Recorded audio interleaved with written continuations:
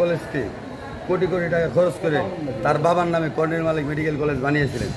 এটাকে আমরা ধিক্কার জানাই, প্রতিবাদ জানাই।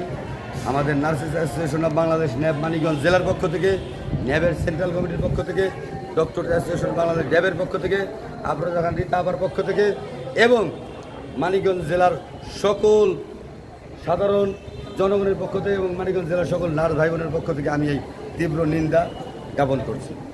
আপনারা জানেন যে তারা একের পর এক প্রত্যেকটা দপ্তরে চুরির এবং টাকা মারার হিরিক লাগিয়ে দিয়েছিলেন, যেটা সারা দেশব্যাপী জানে, যে কারণে তারা এই দেশ ছেড়ে ছাত্র জনতার গণ অভ্যুত্থানের মাধ্যমে পালিয়ে যেতে বাধ্য হয়েছে। আপনারা দেখেছেন তারা কিন্তু ইতিমধ্যে আবারও কেউ আনসার লীগ, কেউ অমুক লীগ, কেউ আউটসোর্সিং লীগ এইসব করে কিন্তু আমাদের দেশটাকে একটা অরাজকতার দিকে ঠেলে দেওয়ার চেষ্টা চলছে। বাংলাদেশ সেনাবাহিনীকে আমি ধন্যবাদ জানাই যে যারা দায়িত্ব নিয়ে আজকে আমাদের দেশটাকে শান্ত রেখেছেন।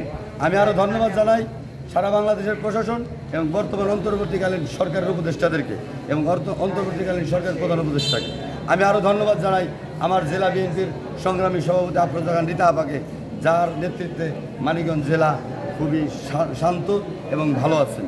আমরা মনে করি আগামী দিনে যদি কোনো দুষ্কৃতিকারীরা এই ধরনের কোনো কার্যকলাপ করতে চায়, আমরা সবাই মিলে মানিকগঞ্জবাসী তথা আমার নার্স ভাই বোনরা সবাই মিলে আমরা এর শক্ত হাতে জবাব দেব।